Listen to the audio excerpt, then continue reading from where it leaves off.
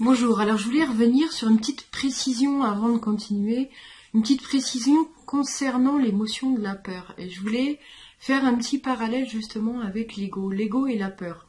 Parce que du coup, il me semble que j'ai oublié de préciser effectivement dans l'émotion de la peur, c'est aussi que notre ego, alors notre ego dans l'accueil des émotions, on n'oublie pas, en fait, ce sont toutes les parties de nous qui vont essayer de nous protéger.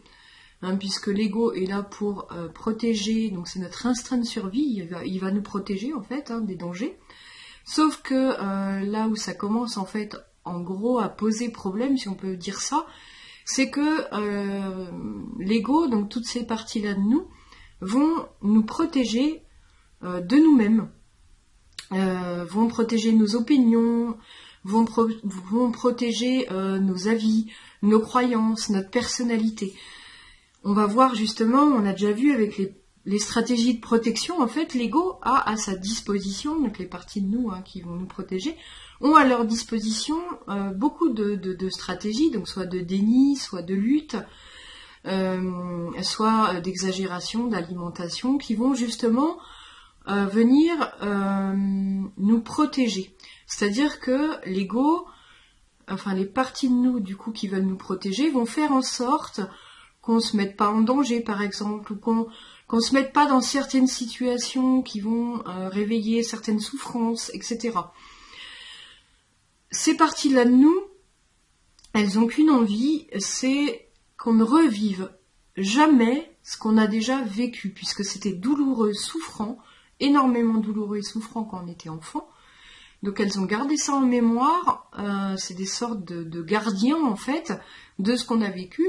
Et leur objectif, c'est justement qu'on ne le revive pas, surtout qu'on ne soit pas ramené à ce genre de situation. Donc, elles vont faire tout leur possible pour que jamais nous ne soyons remis face à toute cette souffrance à l'intérieur de nous.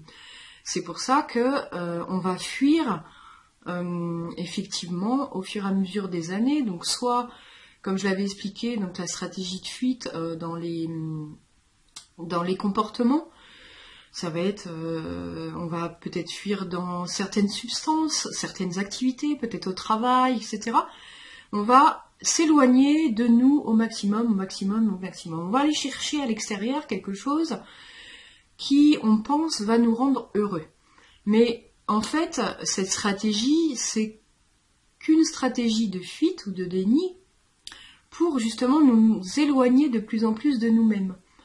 On va retrouver ça également dans les personnes, comme j'ai été, dans les personnes qui sont en recherche personnelle, recherche de soi, développement personnel, etc. Ça va être malheureusement encore quelque chose qui va nous éloigner de nous-mêmes, qui va nous laisser, qui va nous garder à l'extérieur de nous-mêmes. Donc c'est très subtil et très, très judicieux, ces stratagèmes. Toutes ces parties-là de nous, même dans la recherche spirituelle, dans la recherche de soi, le développement de soi, vont être présentes. Et leur job, ça va être surtout d'aller chercher à l'extérieur ce qui peut nous rendre mieux, de mieux-être, nous apporter un apaisement, une sérénité, etc. Sauf qu'on se rend bien compte qu'au bout de quelques années d'expérimentation de tout ça, bien, on garde notre mal-être, notre souffrance, et c'est encore là malgré tout ce qu'on a pu faire à l'extérieur. Donc ces parties-là de nous, vraiment, vont, quoi qu'il advienne, arriver à nous protéger. Elles sont capables de tout mettre en place pour que surtout on n'aille pas voir ce qui se passe à l'intérieur de nous, qu'on n'aille pas voir nos blessures, notre souffrance intérieure. Donc, du coup, je reviens aux peurs pour faire le parallèle. En fait, ces parties-là de nous vont avoir à leur disposition donc cette émotion de peur qui va leur permettre justement de nous tétaniser.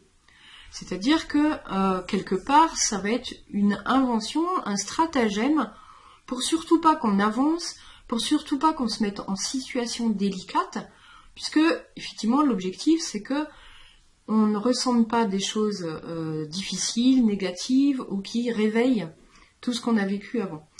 Donc ces parties-là vont pouvoir se servir effectivement de ça, c'est-à-dire qu'elles vont tellement avoir peur qu'on se mette en situation délicate, qu'on se mette à nu, qu'on revive ces choses-là. Ça va être tellement intense que si on n'accueille pas, effectivement, on va être tétanisé sur place. Donc il va falloir aussi reconnaître, être capable de reconnaître que parfois la peur, ça nous indique simplement qu'il y a des parties de nous qui ne veulent pas aller plus loin parce qu'elles ont peur de revivre ce qu'elles ont vécu. Donc à ce moment-là, il faudra accueillir effectivement ce qu'elles ont à nous dire. Et au fur et à mesure, la peur va s'estomper, on va rentrer en dialogue avec tout ça. La peur va s'estomper et on va pouvoir de nouveau avancer. Donc voilà, je voulais faire le parallèle quand même parce que je l'avais pas fait donc dans la vidéo précédente. Donc la peur, donc instinct de survie légitime, aucun problème. Ce qu'on a à dépasser, ça nous montre bien effectivement qu'on a des choses à dépasser pour avancer. Mais aussi, ça nous montre toutes les parties de nous qui ont souffert de certaines choses et qu'il va falloir aller accueillir et qui ont très très peur finalement qu'on aille aussi dans ce sens-là. Voilà, j'espère que ça a été clair. Vous n'hésitez pas si vous avez des questions, vous mettez des commentaires, je réponds à tout le monde. Si vous avez apprécié ce contenu, vous n'hésitez pas non plus à partager et puis à mettre un petit pouce bleu pour soutenir. Merci, à bientôt dans la prochaine vidéo.